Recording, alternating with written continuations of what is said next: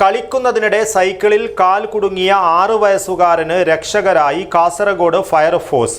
തളങ്കര ജദീദ് റോഡിലെ സാലിമിന്റെ മകൻ ഹാത്തിമിന്റെ കാലാണ് സൈക്കിൾ ചെയിനിന്റെ ഇടയിൽ കുടുങ്ങിയത്.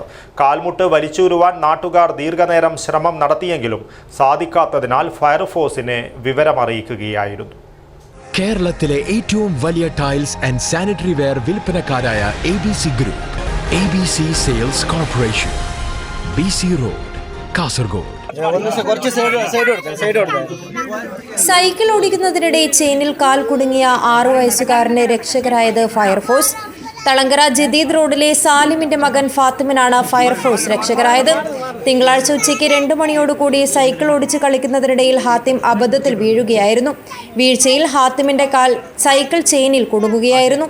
കരച്ചിൽ കേട്ട് ഓടിയെത്തിയ നാട്ടുകാർ ദീർഘനേരം കാൽമുട്ട് ഊരിയെടുക്കുവാൻ ശ്രമം നടത്തിയെങ്കിലും പറ്റിയില്ല. തുടർന്ന് അഗ്നിരക്ഷാസേനയെ സമീപിക്കുകയായിരുന്നു.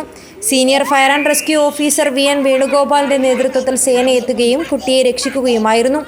വേദന കൊണ്ട് പൊളിയുന്ന കുട്ടിയുടെ കാലിൽ നിന്ന് കട്ടർ ഉപയോഗിച്ച് ചെയിൻ മുറിച്ചു മാറ്റിയാണ് രക്ഷാപ്രവർത്തനം നടത്തിയത്.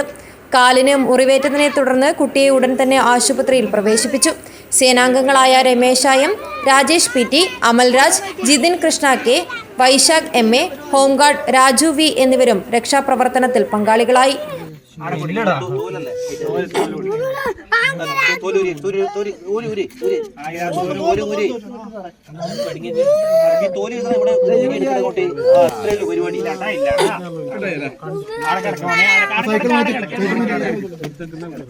News bureau, Kasaragod.